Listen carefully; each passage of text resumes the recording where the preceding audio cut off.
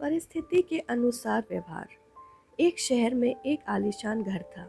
वो घर शहर का सबसे शानदार और खूबसूरत घर था। शहर के सभी लोग उस घर को देखकर उसकी तारीफ किए बिना रह नहीं पाते थे।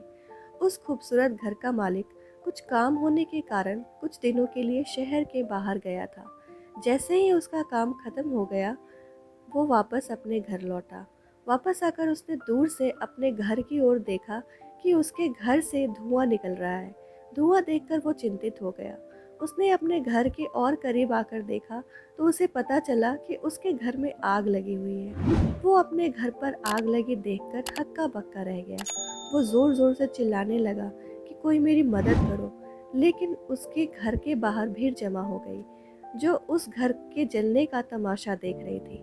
लोग बाहर से सिर्फ तमाशा देख रहे थे, लेकिन कोई भी उसकी मदद नहीं कर रहा था।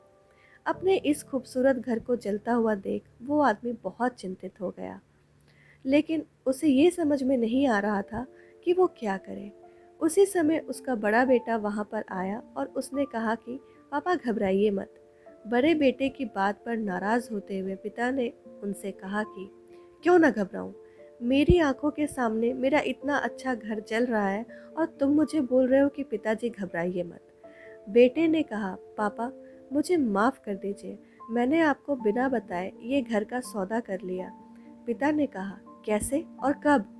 बेटे ने पिताजी को बताते हुए कहा कि कुछ दिन पहले मुझे इस घर का एक अच्छा खरीदार मिला था और उसने इस मकान की कीमत अच्छी देने का प्रस्ताव रखा। सौदा अच्छा था, इसलिए मैंने आपको बिना बताए कर लिया। अब पिताजी बेटे की बात सुनकर बहुत खुश हो जाते हैं और वो भी अब बाकी लोगों की तरह जलता हुआ मकान देखने लगते हैं। तभी उनकी बेटी वहाँ पर आती है और उनसे कहती है, पिताजी हमारा घर जल रहा है और आप है कि आराम से यहाँ खड़े होकर हमारे जलते हुए घर को देख रहे हैं। आप कुछ करते क्यों नहीं? पिताजी ने अपनी बेटी को बताते हुए कहा कि बेटा चिंता की कोई बात नहीं, तुम्हारे भाई ने इस घर का बहुत अच्छे दाम में सौदा कर लिया है। अब ये घर हमारा नहीं रहा और इसीलिए इसके जलने या ना जलने से हमें कोई फर्क नहीं पड़ता। बेटी ने कहा, पिताजी भैया ने सौदा तो कर लिया है, लेकिन अब तक सौदा पक्का नहीं हुआ है और ऐसे जले हुए घर का सौदा भी अब कौन करेगा और पैसा भी कौन देगा? बेटी की बात सुनने के बाद पिताजी अब फिर से चिंतित हो जाते हैं और जमा हुई भीड़ से मदद मांगने लगते हैं। तभी उनका दूसरा बेटा वहाँ पर आता है और बोलता है कि पापा चिंता करने की कोई बात नहीं, मैं अभी उस आदमी से मिलकर आ रहा हूँ जिससे बड़े भाई ने मकान का सौदा किया था। उन्होंने कहा कि मैं अपनी ज़ुबान का पक्का हूँ और इसीलिए मैं चाहे कुछ भी हो जाए मकान ज़रूर लूँगा और उसके पैसे भी दूँगा। पिता फिर से शांत हो जाते हैं और जलते हुए घर को देखने लगते हैं।